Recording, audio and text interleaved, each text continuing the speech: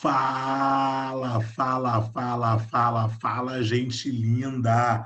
Professor Bob na área, e é um grande prazer tê-los aqui. Espero que todos estejam muito bem, as pessoas que vocês convivem também estejam muito bem.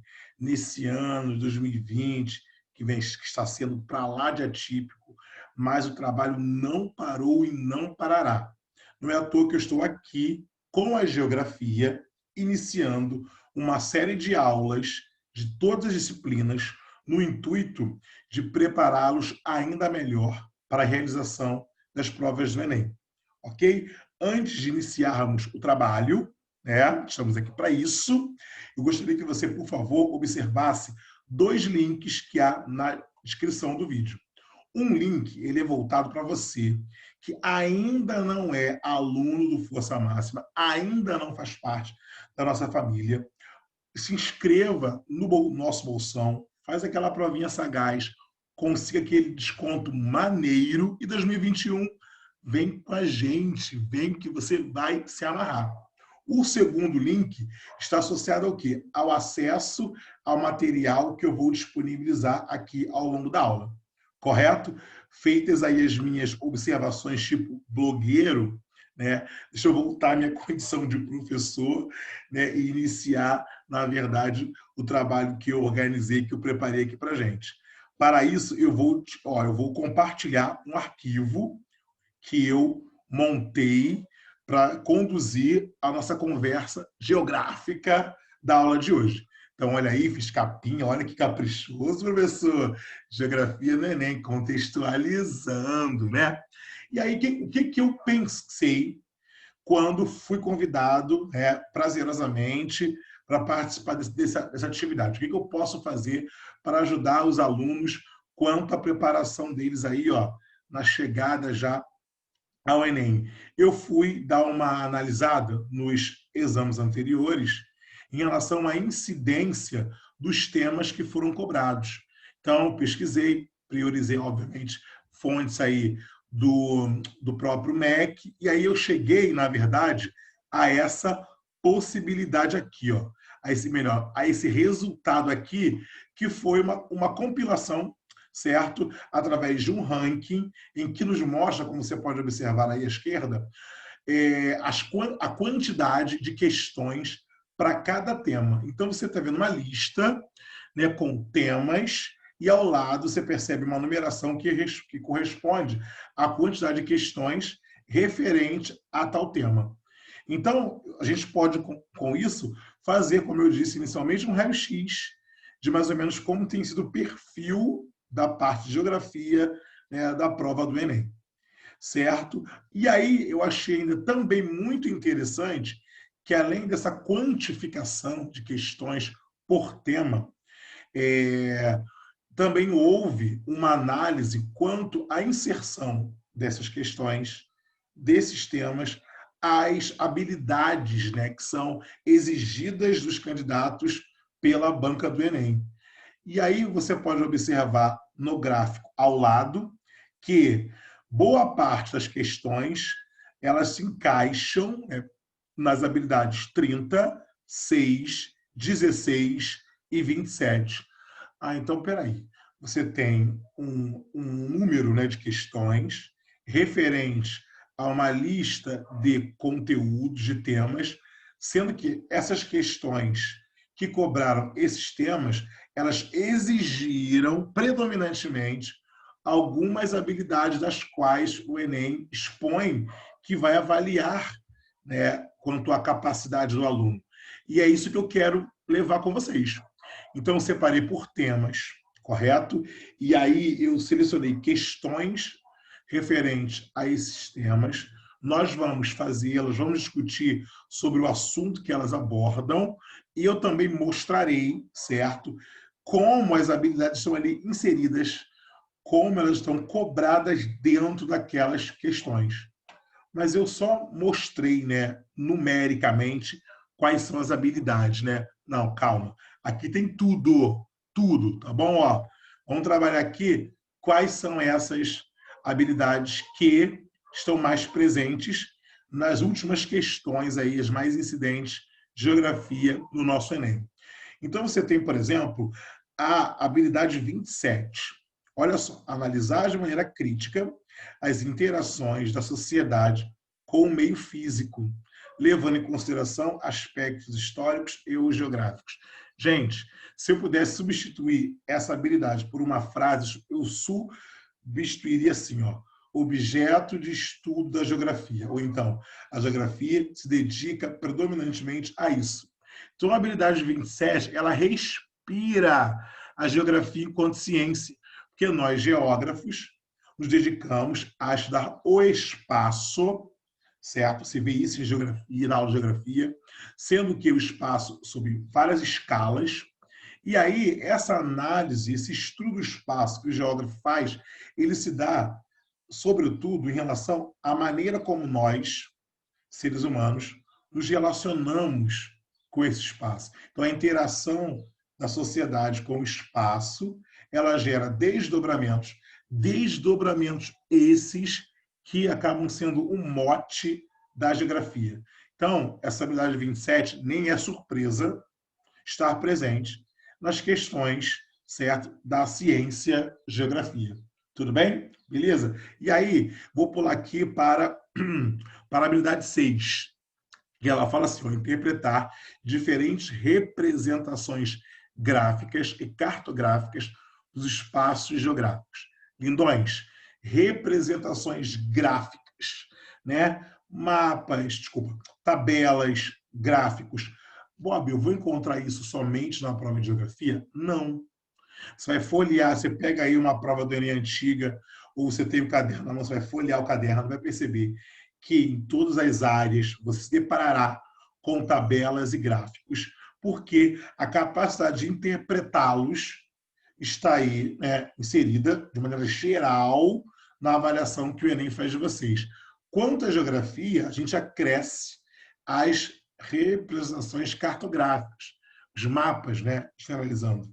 Então, a geografia, que é uma ciência muito visual, então, gráficos, tabelas e mapas estarão ali presentes, né, e a sua capacidade de interpretá-los, entender o que eles representam, né, esmiuçar as informações ali expostas, vai ser extremamente importante. Você domine essa atividade, ok? E aqui, volto para a habilidade 16, em que eu falo o seguinte, ó, identificar registros sobre o papel das técnicas e tecnologias do trabalho e ou da vida social.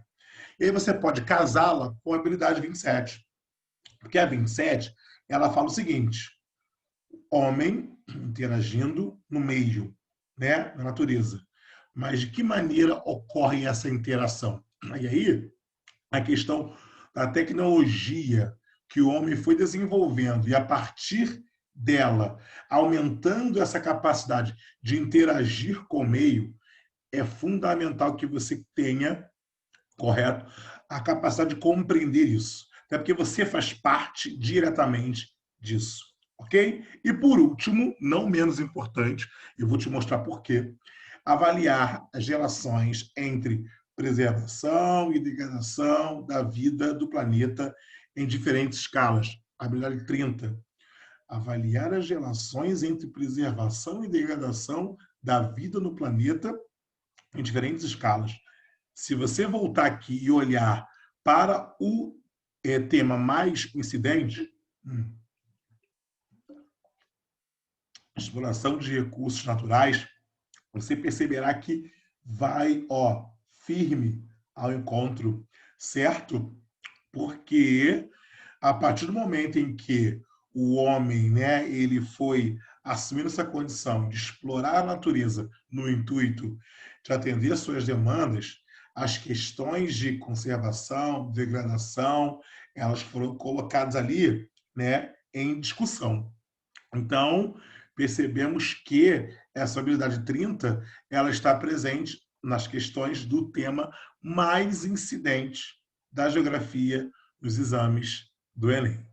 Ok, queridos? Então, feita essa contextualização, até para você entender como eu praticarei, né, as minhas análises aqui ao longo da aula, vamos às questões, certo?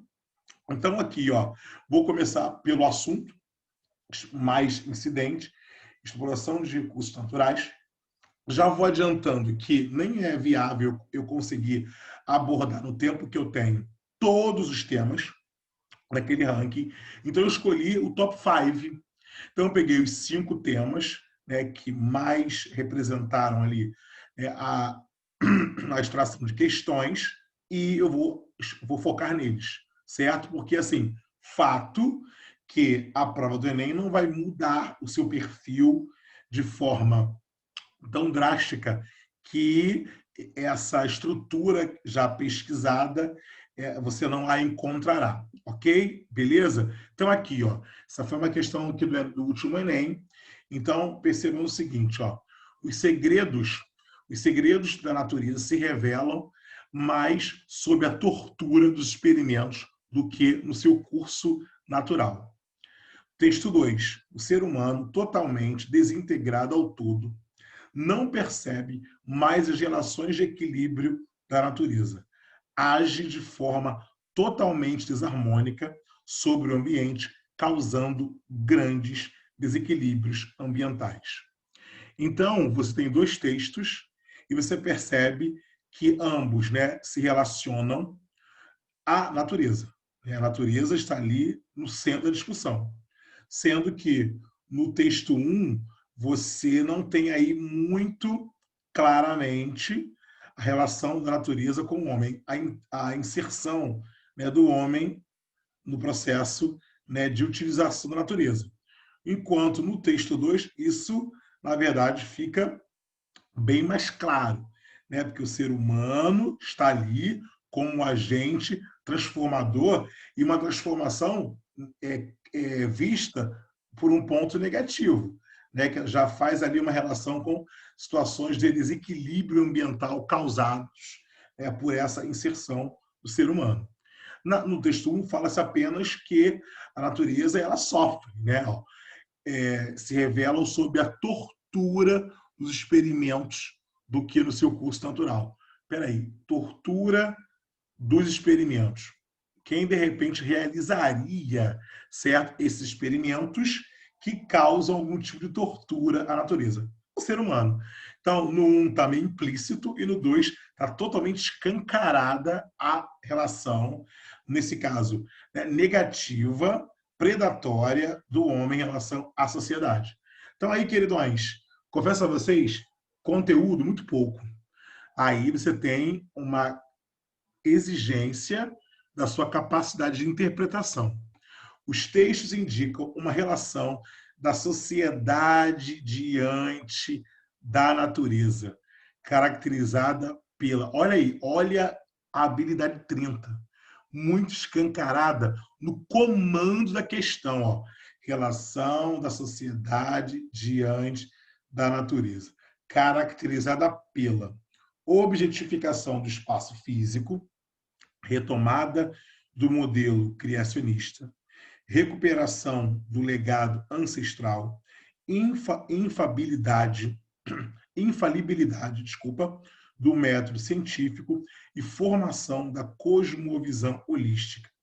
Primeiro que, de repente, você pode ter se assustado um pouco até com o vocabulário utilizado nas alternativas, né?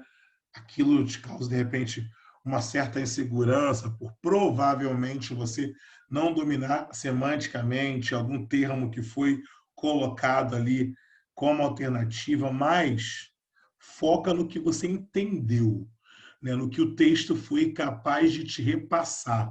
Então ficou claro, e eu já fiz algumas análises, que o papo ali, ó, né, é como o homem vê a natureza, como o homem age para com a natureza. E aí, no texto, tanto do texto 1 quanto no texto 2, ficam muito claras a postura utilitarista que a sociedade foi assumindo ao longo do tempo em relação à natureza. A sociedade usa os recursos naturais com o objetivo de atender diversas demandas, porém essa utilização ela foi se desenfreando, ela foi se tornando tão intensa e predatória, capaz de causar desequilíbrios ambientais, como o texto 2 deixa muito claro. Então, entre as alternativas oferecidas, A letra A, ela expõe isso com clareza. Objetificação do espaço físico. Então, peraí, o homem, ele vê a natureza como um objeto que ele utiliza, né, que ele explora para atender seus objetivos, suas demandas. Então, eu tenho certeza que você, numa perspectiva aí de clara interpretação, concordaria com o gabarito, que é a letra A, né? Objetificação do espaço físico. Beleza? Show de bola. E aí, nós conseguimos, na execução dessa questão, avaliar quais habilidades ali presentes. A 27, né, que eu já tinha falado, falei 30, mas na verdade foi a 27, a que bate na tecla, olha só, relação da sociedade com a natureza, que é um mote da geografia, correto? E a 30, que coloca ali a questão, até que ponto, né, o homem ele utiliza a natureza e desconstrói, né, a escala de preservá-la, de conservá-la e parte para o grau da degradação. Então, na verdade, essas circunstâncias implícitas na forma como o homem utiliza a natureza estão presentes na questão, que é o que a habilidade 30 ela aborda. Show? Tranquilos? Beleza? Sigamos. Sigamos. Ó, mais textos aí. Ó. Na mesma prova, você percebe duas questões com um perfil muito parecido. Vamos executar essa aqui. Ouve o barulho do rio, meu filho. Deixa esse som te embalar. As folhas que caem no rio, meu filho, terminam nas águas do mar. Quando amanhã, por acaso, faltar, uma alegria no seu coração lembra o som dessas águas de lá. Faz desse rio a sua oração. Texto 2. O atrativo ecoturístico não é somente o banho de cachoeira, sentar e caminhar pela praia, cavalgar, mas conhecer a biodiversidade, às vezes supostamente em extinção. Observar baleias, nadar com golfinho, tocar em corais, sair ao encontro de dezenas de jacarés em seu habitat natural, são símbolos que fascinam um ecoturista. A natureza é transformada em espetáculo diferente da vida moderna. São identificadas nos textos, respectivamente, as seguintes posturas em relação à natureza. Então, assim, o perfil da questão, como eu disse, muito parecido com o anterior. Então, são colocadas duas visões, né, em que nós, seres humanos, construímos quanto a relação com a natureza. Note que o texto 1 é uma visão muito positiva, uma visão qualitativa, né?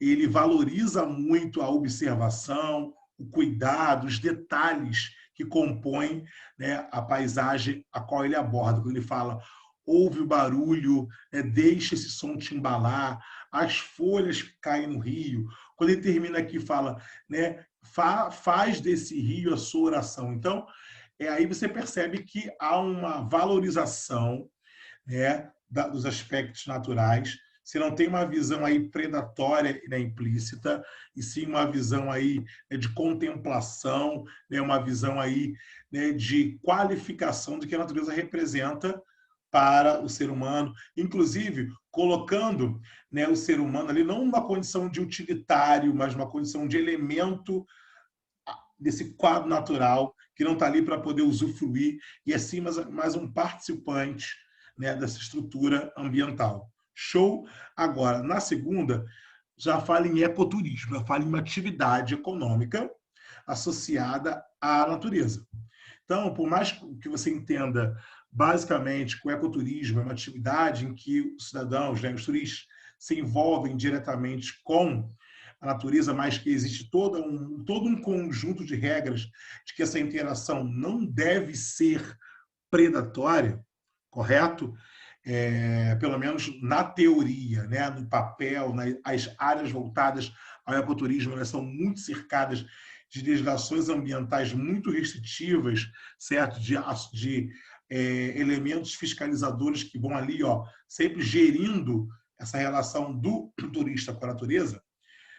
o texto 2 ele impõe aí uma visão crítica, né? Ele está, de alguma forma, expondo ações que são realizadas na prática ecoturista, mas você percebe alguma perspectiva de criticar de que maneira, mesmo não sendo uma atividade teoricamente predatória à natureza, mas de que maneira pode ser visto ali algo, né, a ser, de alguma forma, criticado, né? Então, você vai ter que buscar esse confronto de interpretações que melhor representam o texto 1 e o texto 2. Queridos, aqui, por mais que o aluno tivesse que, pelo menos, saber o que é ecoturismo, né, vir na cabeça dele que são práticas ecoturistas, inclusive o próprio texto ele cita, né, observar baleias, nadar com golfinho, tocar em corais, sair ao encontro, né, de jacarés de seu habitat. O próprio texto ele já elucida, né? Ele elenca atividades para aquele candidato que, de repente, caramba, ecoturismo, o que acontece mesmo, né, em áreas dedicadas ao ecoturismo? Mas você tem que procurar, e quando você lê as alternativas, elas já te mostram isso. Ó, o texto 1 é alguma coisa positiva, é alguma coisa não associada à visão que, infelizmente, nós temos hoje do homem de, né, estar sempre predisposto à degradação. O segundo texto é o contrário.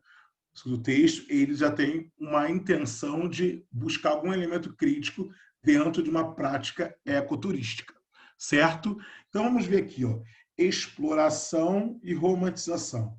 O texto 1 não tem nada a ver com ações exploratórias. Então já elimina a letra A.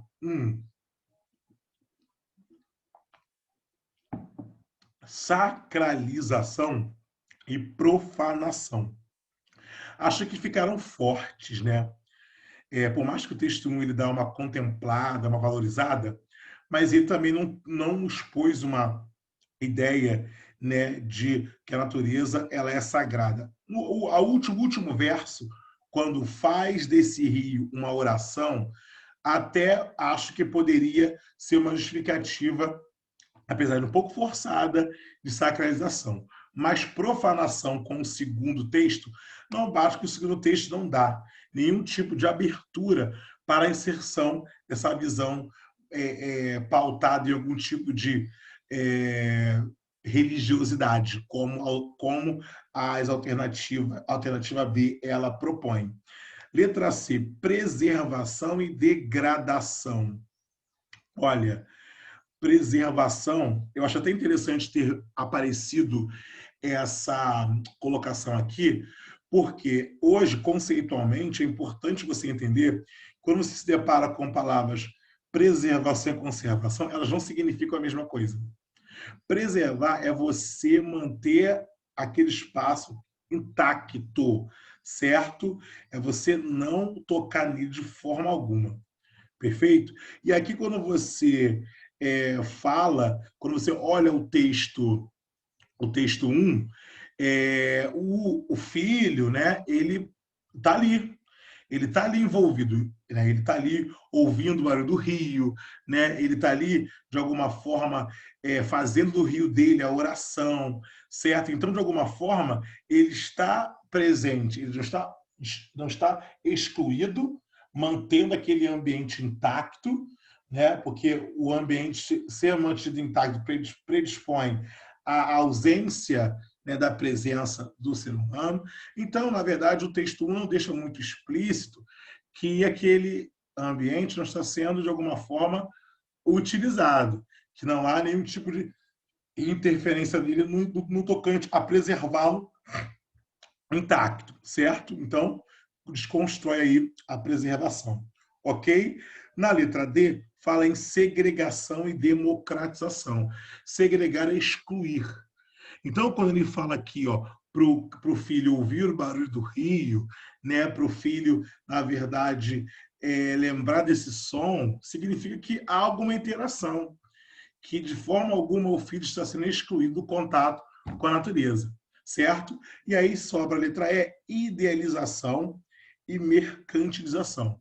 Então, poxa, você percebe que o pai ele idealiza uma natureza ali, né, perfeita, certo? Em que ela vai participar ali, né, de forma a absorver aquele filho, e o filho entende aquilo como um organismo, certo? A natureza super sobrevalorizada, então realmente ela é idealizada como um meio, né, de integração com a sociedade, certo? E quando você pensa em ecoturismo, né, e os elementos da natureza acabam tornando-se produtos.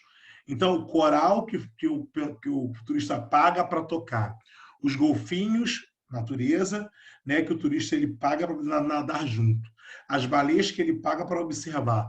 Então, né, a natureza torna-se um produto, correto? E aí a ideia da mercantilização acaba se encaixando muito com a prática do ecoturismo. Tudo bem? Beleza? Aí nosso gabarito, letra E de especial, que está sendo esse momento aqui com vocês. Quanto às habilidades, olhem elas aí de novo. Né? Na medida em que o cara fala para o filho escutar, ouvir o som do rio, tornar o rio sua oração, cara, o filho está interagindo com a natureza de uma forma idealizada, contemplativa, positiva em relação a danos possíveis causados à natureza, show, mas é interação, correto? Já o ecoturismo, mesmo havendo todas as preocupações que legalmente cercam a prática ecoturista, você tem já essa mercantilização como elemento a mais dessa relação do homem com a natureza. E é óbvio até que ponto as duas perspectivas estão ali naquela ideia de eu vou preservar, eu vou degradar, certo? Nós vimos que em ambas as opções textuais, a ideia da preservação não se encaixa.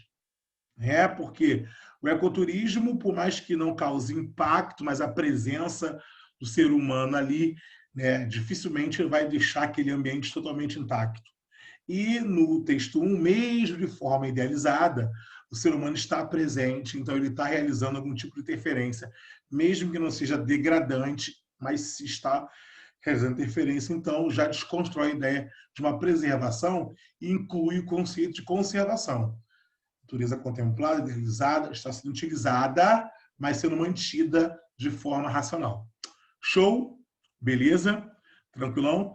Então, não esqueça isso. Preservar é você manter o ambiente totalmente intacto. Conservar é você utilizar de forma racional, de maneira que a natureza ela não entre em colapso, a não causar danos ambientais, permitindo o usufruto desses recursos às gerações vindouras. É muito que está permeado no discurso do desenvolvimento sustentável. Correto? Então, quando pensa em conservação, pense em práticas de desenvolvimento sustentável da natureza. Show? Beleza? Bacana? Então, ó, já mudei de eixo temático, já dei um rolê com vocês lá na exploração de recursos naturais, já entrei aqui no segundo tema mais cobrado, que é o de problemas urbanos, certo?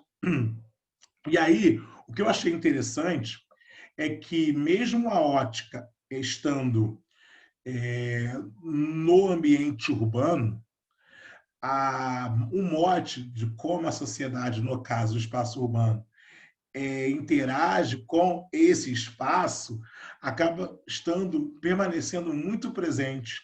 Então, nota-se que a habilidade 27 ela é muito forte, como eu disse, porque ela representa a própria geografia enquanto ciência, né? Em avaliar os desdobramentos da interação homem e meio. Mas já, depois que eu fizer a questão com vocês, eu vou lá mostrar a aplicação das habilidades na questão. Então, eu trabalhei com ansiedade agora e quis dar uma adiantada. Olhem essa questão aí do Enem 2018. Olha o gráfico aparecendo, hein? Olha ele aí. Olha. Deixa eu ir para o comando, para que nós, do comando, analisemos o gráfico. A dinâmica hidrológica expressa no gráfico demonstra que o processo de urbanização promove, dinâmica hidrológica, alguma ação associada à água. ao longo, não, relacionada ao processo de urbanização. Gerará alguma consequência, né? Beleza. Vamos ver o que o gráfico nos mostra a respeito de dinâmica hidrológica ao longo do processo de urbanização. Eu tenho aqui volume de precipitação na vertical, né, até 90 milímetros, perfeito. Eu tenho tempo em horas, na horizontal, de 0 a 16 horas. E aí, as colunas representam essa precipitação, correto, né, o volume de chuva, perfeito. E aí você percebe uma linha inteira e uma linha pontilhada.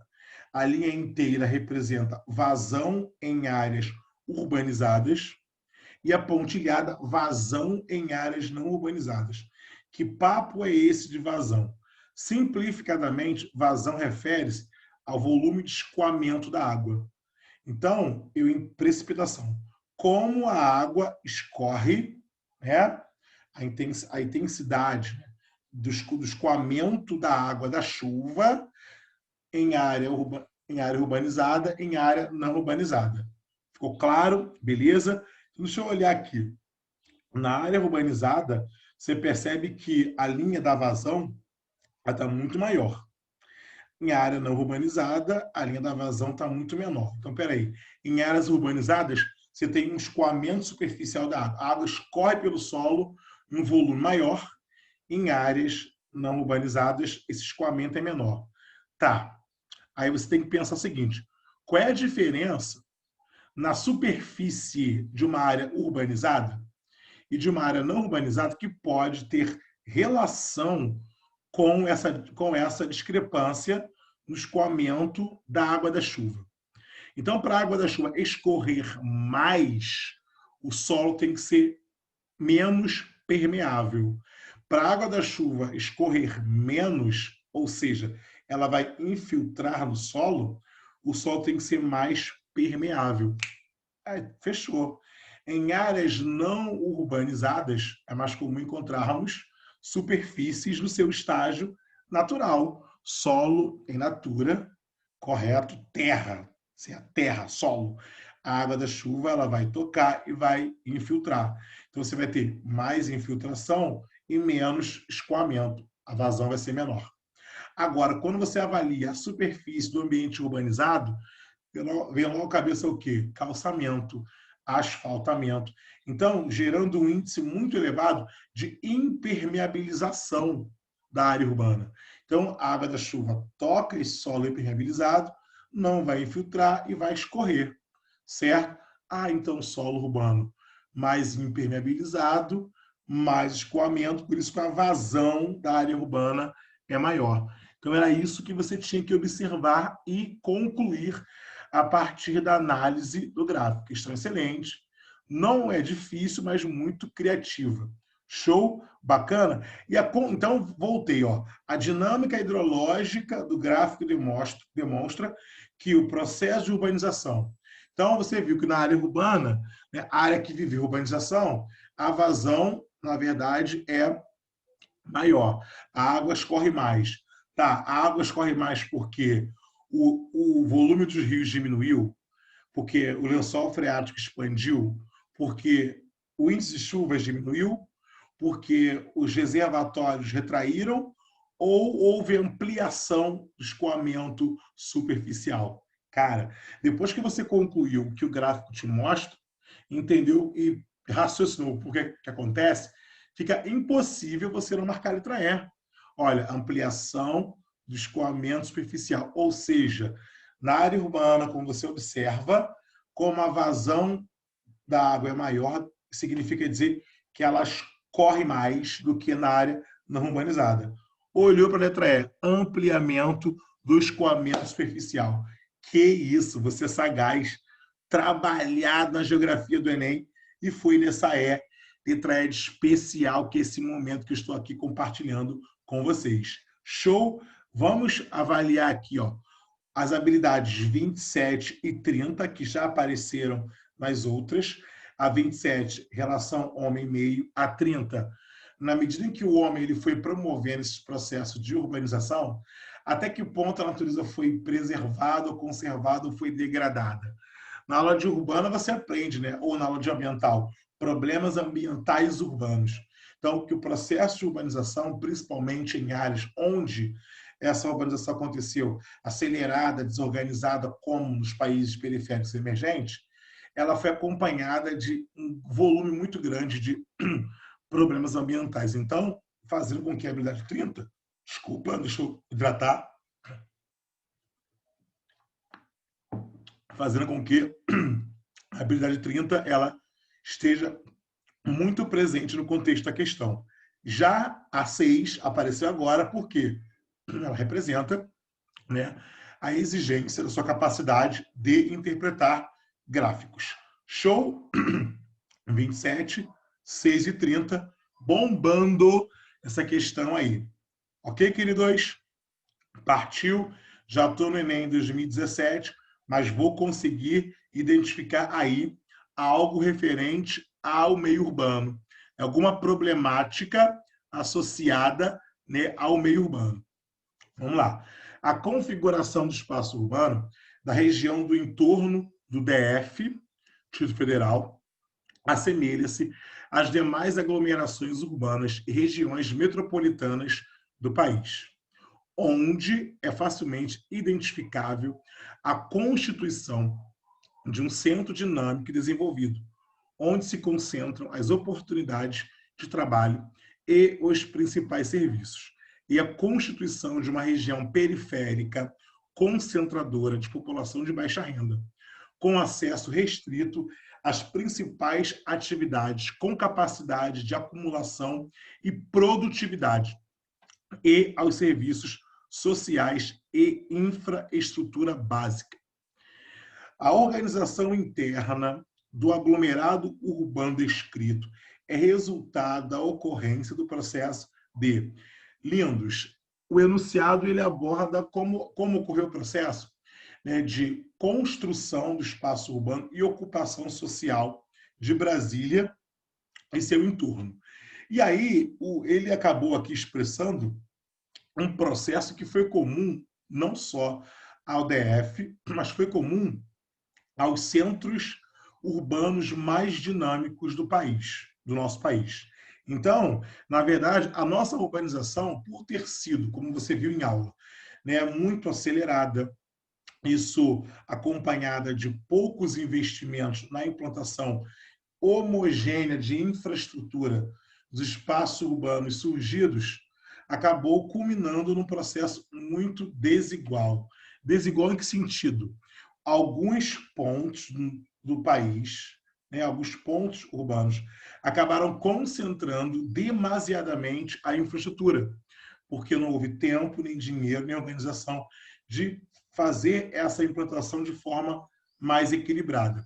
Então, esses pontos, essas cidades que concentram, né, que foram concentrando mais infraestrutura, é o que a gente entendeu na aula de urbana como metrópoles, certo? Então, as nossas metrópoles foram os espaços urbanos concentradores de mais infraestrutura, né, decorrente de mais investimentos, tanto da esfera pública quanto da esfera privada, certo? Por conta disso, esses espaços, apesar de terem inúmeros problemas, são aqueles que acabam oferecendo uma qualidade de vida maior, por possuírem, né, inúmeras possibilidades de atendimento das mais distintas demandas de uma sociedade que venha ocupar esse espaço urbano.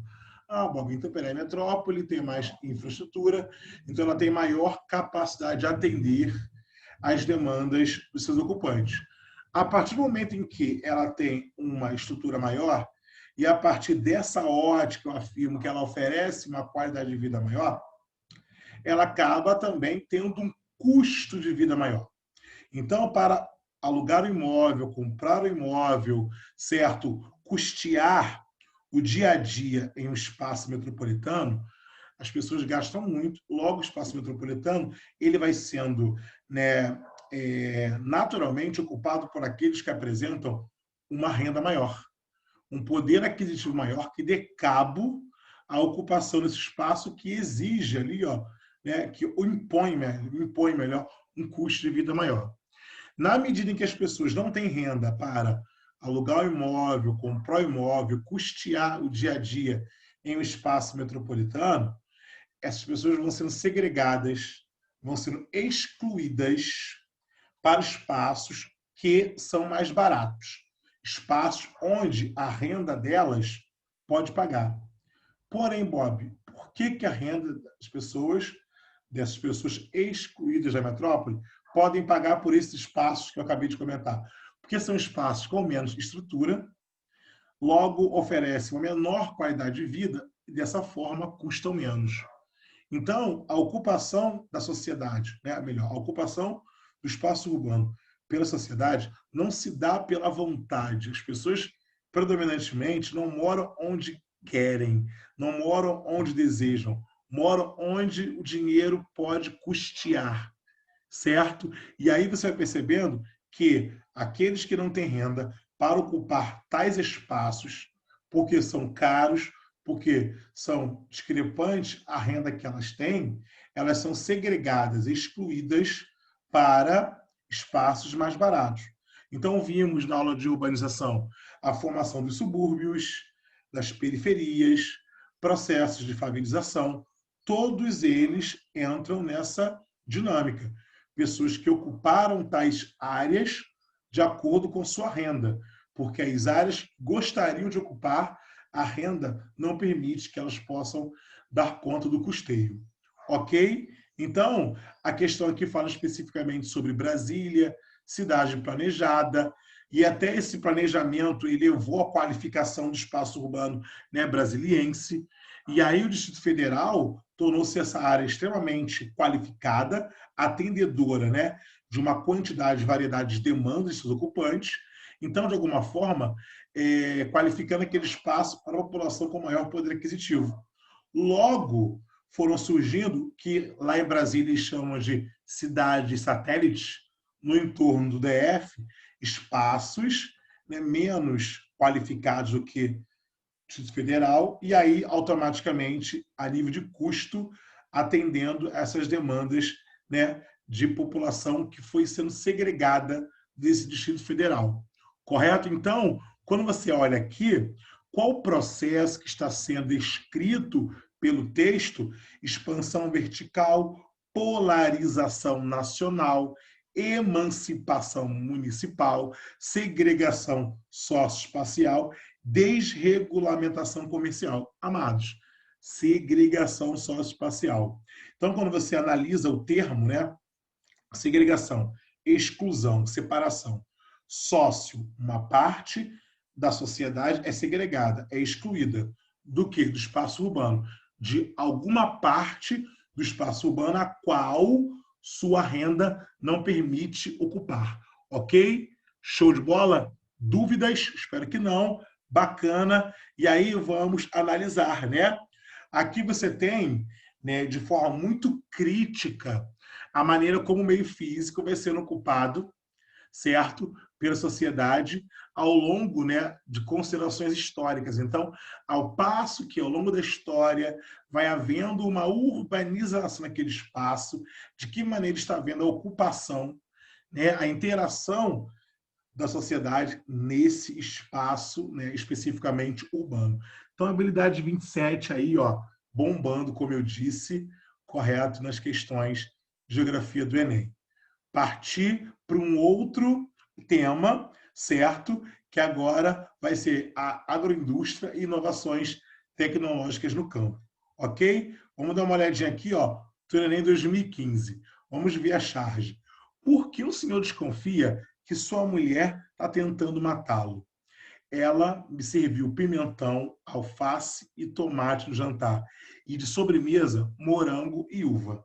Na charge, há uma crítica ao processo produtivo agrícola brasileiro relacionado a. Aí você olha, aí você tem que interpretar a charge, né, ali literalmente. Porque ele se considera, né, com risco de vida ao comer alface, tomate, morango e uva. O que tem de errado em comer alface, tomate, morango e uva, ao passo, né, do personagem da charge achar que a vida dele foi colocada em risco? A gente vai olhar aqui, ó, elevado preço das mercadorias no comércio, aumento da demanda por produtos naturais, crescimento da produção de alimentos, hábito de adquirir derivados industriais e o uso de agrotóxicos nas plantações. Queridões, aqui ao ler as alternativas e retornar à charge, só pode ser letra E. Então, o que está estimulando nessa sensação de perigo de vida do personagem é ele ter consumido alimentos envenenados, certo? Por um uso intenso de agrotóxico, que infelizmente marca a realidade, né, da produção agrícola no país, certo? Então, na charge, há uma crítica ao processo agrícola brasileiro. Então, qual o problema, né, do processo agrícola no Brasil que está sendo debatido ali pela charge? Sem dúvida, o uso de agrotóxico, certo? Infelizmente, o Brasil vem assumindo aí uma liderança em rankings quanto ao uso agrotóxico. A atual gestão, né, do nosso Ministério aí do Ambiente vem, de alguma forma, interferindo na postura do próprio Ministério da Agricultura no intuito de atender principalmente as demandas do agronegócio, que vê assim, o uso desses defensivos agrícolas, né, tóxicos como uma forma de aumentar a produtividade, estão colocando em segundo plano, obviamente, a qualidade do produto e a segurança alimentar, correto? E aí a gente avalia que as habilidades 27, 6 e 30 aparecem. 27 porque é a relação do homem com o meio, então a atividade agrícola ela reverbera isso, uma forma do homem intervir no meio natural no intuito de atender uma demanda, certo? É uma atividade econômica aí. Nós temos, né, a interpretação ali, uma representação gráfica, que é a charge, correto? Então, você automaticamente tem a habilidade 6 ali incluída, perfeito? Então, eu inseri aí textos, tabelas, não só gráficos e mapas especificamente, na habilidade 6, e na 30, até que ponto essa intervenção, né, do homem quanto à atividade agrícola, ela pode causar danos, né, ao meio ambiente. E aí a gente trabalha na aula de agricultura, que são várias as práticas agrícolas realizadas pelo mundo, mas hoje não, né, da segunda metade do século XX em diante, percebemos um grande avanço da modernização da agricultura, a tecnologia sendo aplicada em graus cada vez maiores no campo, e até que ponto essa modernização ela se desdobra em práticas que sejam predatórias, né, danosas ao meio ambiente, ok? Causando erosão do solo, desmatamento, assoreamento de recursos hídricos, poluição de recursos hídricos, vegetais e contaminação de seres humanos por conta do uso muito intenso de produtos químicos, que inclusive é o foco da questão. Show? Então, assim, a questão, ela não, tenho certeza que ela não ofereceu nenhum tipo de dificuldade para você, sagaz, mas vale a pena a discussão, vale a pena esse meu propósito aqui de fazer você perceber as habilidades sendo cobradas, ok? Beleza? E aqui estamos, né, no Enem 2016, e fala o seguinte, ó, o bioma cerrado foi considerado recentemente um dos 25 hotspots de biodiversidade do mundo. Segundo uma análise em escala mundial, as regiões biogeográficas sobre áreas globais prioritárias para a conservação. O conceito de hotspot foi criado tendo em vista a escassez de recursos direcionados para a conservação, como objetivo de apresentar os chamados pontos quentes, ou seja, locais para os quais existe maior necessidade de direcionamento de esforços, buscando evitar a extinção de muitas espécies que estão altamente ameaçadas por ações antrópicas. Galera, ambientalistas, estudiosos, né, do meio ambiente, eles desenvolveram esse conceito de hotspot para chamar a atenção de algumas áreas com grande biodiversidade, com presença de espécies endêmicas, ou seja, que só existem ali e que estão com um nível de degradação muito acima do aceitável. Então, no Brasil, nós temos o Cerrado e a Mata Atlântica, certo? Inseridos nessa contextualização. Infelizmente, estamos passando nesse ano 2020 por um nível muito elevado de desmatamento, como nunca antes visto na Amazônia. Tem também essa questão dos incêndios que vêm, né, destruindo grande parte do Pantanal, do próprio Cerrado. Então, assim, é torcer muito para que não tão logo tenhamos aí o Pantanal, né, e o domínio amazônico, o bioma amazônico, inseridos nessa concentração de hotspot. Mas a situação está muito difícil para os nossos biomas no Brasil. A necessidade desse tipo de ação na área mencionada tem como causa A. E, então, peraí, Bob, a questão, né, contextualiza o Cerrado como hotspot, como um bioma, né, de grande biodiversidade, que possui espécies endêmicas, mas que vem enfrentando um nível de degradação muito elevado nos últimos anos. E aí a questão simplesmente pede o seguinte: o que acontece no bioma do Cerrado que faz com que essa degradação só avance ao ponto de ter que chamar a atenção que o Cerrado se classifica como um hotspot? Então você vai ler, peraí, intensificação da atividade turística, implantação dos parques ecológicos, exploração de recursos minerais, extração, elevação, desculpa, do extrativismo vegetal e expansão da fronteira agrícola. E veio na sua cabeça aquele mapinha do Brasil, Cerrado, posição central do Brasil.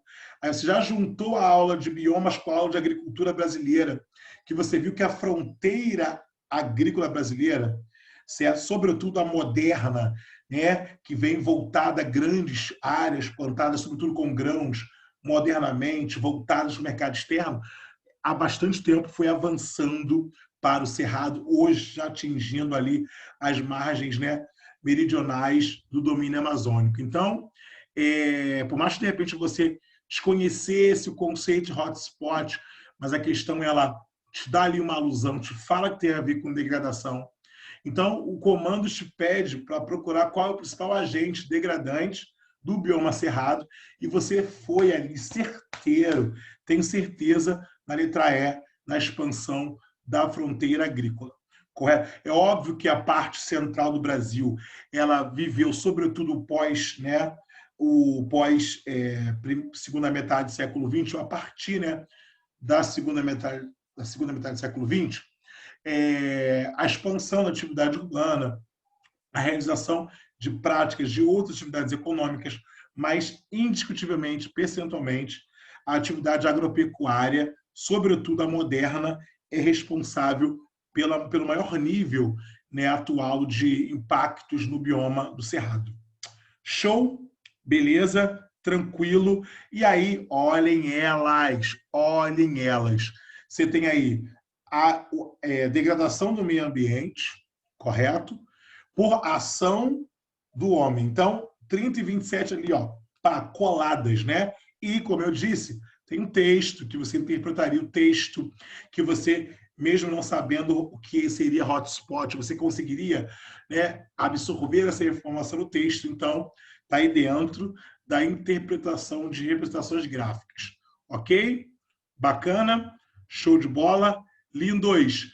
Para fechar, né, o quinto ali tema do meu top 5, certo? Fontes de energia alternativas, tema bastante incidente aí no nosso Enem, correto? Vamos lá. Estou em 2015, ó. Então percebam que eu consegui, né, em exames bem atuais, identificar as questões referentes a esses temas aí. Empresa vai fornecer 230 turbinas para o segundo complexo de energia à base de ventos no sudeste da Bahia. O complexo eólico Alto Sertão, em 2014, terá capacidade de gerar 375 megawatts, total suficiente para abastecer uma cidade de 3 milhões de habitantes. A opção tecnológica retratada na notícia proporciona a seguinte consequência para o sistema energético brasileiro. Aí você olhou, peraí, está havendo um aumento da produção da energia eólica. Aí tu pensou, na de energia eólica, o que ela é, através do vento, né, quais são os pontos positivos, quais são os pontos negativos, Tu fez aquele raio-x da aula de energia na sua cabeça. E vai ver o seguinte, para o sistema energético brasileiro, que tipo de consequência pode ser gerada na medida em que aumenta-se o uso da energia eólica, certo? Redução da utilização elétrica, ampliação do uso bioenergético, expansão das fontes renováveis, contenção da demanda urbano-industrial, intensificação da dependência geotérmica. Galera linda, vamos lá. Para o sistema energético brasileiro, se eu passo a usar a energia eólica, entre as opções aqui de A o que poderá acontecer com esse sistema energético? Você vai ter uma presença maior de uma fonte de energia o quê? Renovável, certo? O fato de eu usar aqui energia eólica nada tem a ver com reduzir a utilização da energia elétrica, até porque a energia eólica ela vai ser geradora de energia elétrica, né? Você vai ter, na verdade, isso não tem nada a ver com contenção da demanda urbana industrial. Se eu estou aumentando a oferta de energia, por que eu vou conter a demanda? Né? O que tem a ver com a redução da necessidade de energia da indústria da cidade, certo? Dependência geotérmica. Aí você, peraí, Bob, geotérmica, eu lembrei da aula, certo? Que é o tipo de energia explorada em áreas onde a geologia permite captação do calor no interior do planeta. Você viu, poxa, né, as alternativas estão muito, muito discrepantes quanto ao contexto, então só tem como ser letra C, né, a expansão de fontes renováveis. Então, o sistema elétrico brasileiro, que já tem um destaque assim pelo uso de fontes renováveis em relação à porcentagem, né, global, e ele vai só ter um aumento da participação desse perfil de energia, juntando com energia hidrelétrica, juntando com energia eólica, desculpa, com energia solar, porque a eólica já está sendo aqui abordada. Então, assim, uma questão de nível de complexidade muito baixo, certo? Pouca exigência do que você aprendeu durante a aula de energia, com volume de informações muito grande, muito mais aprofundado, e que nos permite avaliar, certo? De novo, 27, 16 e 30, porque você tem que interpretar o texto, você tem que entender que a geração de energia ela se dá a partir de intervenções, né, do homem no meio, habilidade 27, e tem atividades energéticas que vão causar um grande grau de degradação e outras não. Então, quando falamos de fontes renováveis, isso está inserido no contexto, é buscar produzir energia de maneira a não causar danos ao meio ambiente, já que as energias renováveis, elas também, sobretudo, são limpas ou causam um grau de impacto, na verdade, muito sutil, correto? Então, são elementos que, de alguma forma, se homogeneizam quando tratamos do contexto de energia, certo, renovável. Show de bola? E aqui, para fechar o nosso trabalho de análise em questões, temos mais uma questão dentro desse contexto energético, lá do Enem 2012. Suponha que você seja um consultor e foi contratado para assessorar a implantação de uma matriz energética em um pequeno país, com as seguintes características: região plana, chuvosa e com ventos constantes, dispondo de poucos recursos hídricos e sem reservatório de combustíveis fósseis. De acordo com as características desse país, a matriz energética de menor impacto e risco ambiental é a baseada na energia. Cara, uma questão super criativa, que ela te coloca ali algumas ferramentas que vão estimular que você vá lá na aula de energia e pense: peraí, eu tenho o que? Eu tenho um país pequeno, certo? Ele é plano, com poucos recursos hídricos. Se ele é plano e tem poucos recursos hídricos, galera, a hidrelétrica já foi prejudicada, né? Porque você tem que ter muitos rios, e rios de preferência, né? Rios de planalto, rios encaixoeirados, que favorecem a produção dessa energia. Não estou dizendo que não pode haver, como você viu na aula de energia, que os empreendimentos hidrelétricos atuais da Amazônia estão, de alguma forma, se adequando àquele relevo plano da região. Mas o ideal é utilizar o relevo, né, mais acidentado. Então, se você tem a opção de escolher, você vai, na verdade, aqui, eliminar a opção hidrelétrica, porque não tem recurso hídrico e é uma área plana, né? Mas é uma área chuvosa e com ventos constantes. Beleza. Então, né, você tem aí ventos constantes chamando a atenção, pelo menos para mim, de uma energia eólica. Agora, tem poucos reservatórios, seja de combustíveis fósseis, e então petróleo, gás natural, carvão mineral, também caiu, hein? Então, assim, me chamou a atenção aqui o chuvoso, mas o chuvoso, geralmente, eu penso em rios que vão ser caudalosos, preferencialmente em cachoeirados. Não sei se o chuvoso está me atendendo aqui. Cara, mas se é chuvoso, significa dizer que você não tem sol forte, pelo menos presente por muito tempo no céu. Então, esse chuvoso também dá uma desconstruída numa energia solar, concorda comigo? E então, para mim, ficou muito forte aqui a energia eólica, porque os ventos constantes, né? Mas vou segurar aqui e vou ler.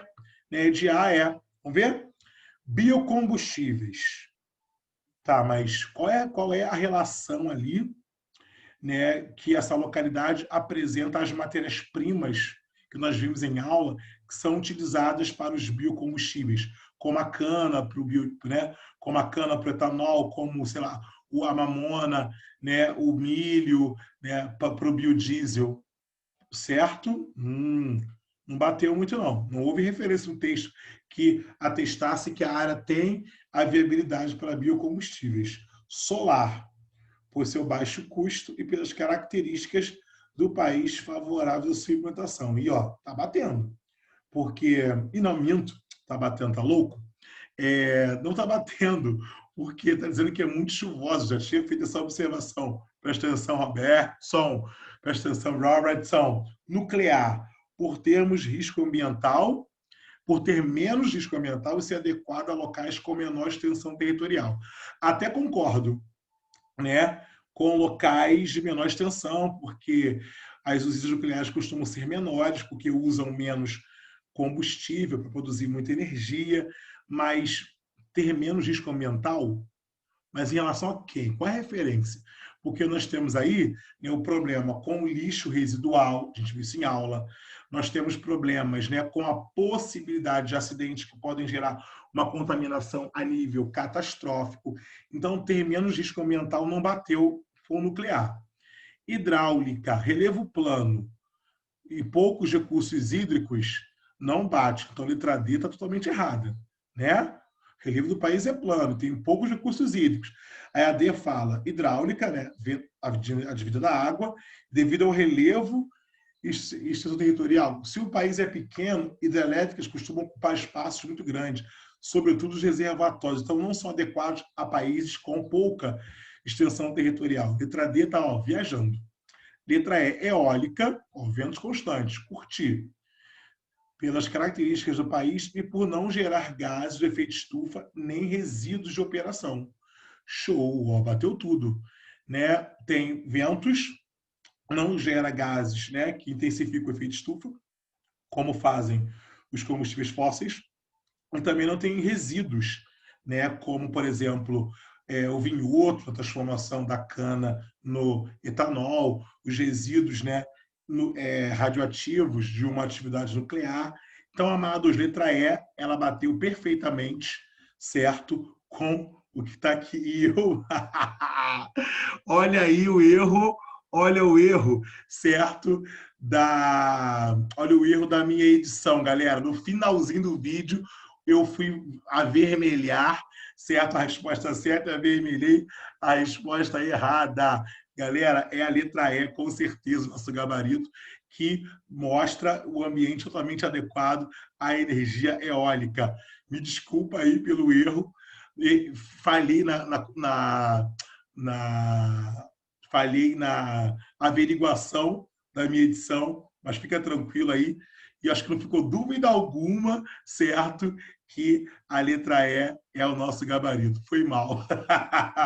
Vou para descontrair a minha cara de imbecil. Quando avermelhou a letra C, deve ter sido muito engraçada. Vou já já assistir na gravação. E aí nós vimos, né, texto para você interpretar. Nós vimos ali, certo, habilidades 27, que mostra atividade de produção energética, é o homem interagindo com o meio para atender alguma demanda. E dependendo da opção energética, vai haver processos de degradação, como os combustíveis fósseis, como a nuclear, certo? E como outras que, mesmo sendo ambientalmente adequadas, elas vão causar algum tipo de intervenção. Então, por exemplo, a própria energia eólica, que foi o gabarito, não foi nuclear, foi o gabarito da questão, certo? Ela gera, né, poluição sonora para as áreas que ficam perto dos aerogeradores. Segundo alguns ambientalistas, é um grande risco para a logística, né, do deslocamento de bandos de aves. Então, há, sem dúvida, assim, algumas perturbações, algumas interferências ao meio ambiente, o que faz com que, não, apesar de ser uma energia limpa, ambientalmente adequada, mas não seja livre totalmente de algum tipo de impacto ambiental. Show de bola? Queridos, deixa eu só fechar aqui a minha apresentação, né, para voltar aqui eu dominando, totalitário na tela aqui. Perfeitos. Agradeço imensamente a sua vinda aqui, a sua credibilidade ao meu trabalho, ao trabalho do Força Máxima. Eu estou até suando aqui, ó, mas porque eu me dedico, certo? Eu me entrego, eu gesticulo muito. Então, eu estou aqui, né, me entregando não só intelectualmente, mas fisicamente também, para, né, oferecer a você o melhor de mim. Queridos, não esqueçam, venham no canal do YouTube da escola para as próximas aulas. Vocês não se arrependerão. Vão nos links ali que eu indiquei no início da aula. Pô, setinha ali, compartilhe com seus amigos, não só a minha aula, mas as aulas dos demais colegas, porque com certeza vai ser muito agregador para essa sua trajetória rumo à vitória, que é a aprovação. Para ano que vem a gente, ó, cantar. Vou até soltar o cabelo para fazer assim um estilo assim, tipo, valeu a pena, valeu a pena, valeu a pena esse 2020 aí, né, cheio de percalços, mas vamos olhar para trás e poder dizer, vencemos, sobrevivemos e vencemos, ok? Valeu, galera, até a próxima, espero que não demore muito para que essa próxima venha, ó, estamos juntos, distantes, mas nunca separados. Valeu, tchau, tchau, hein? É nóis.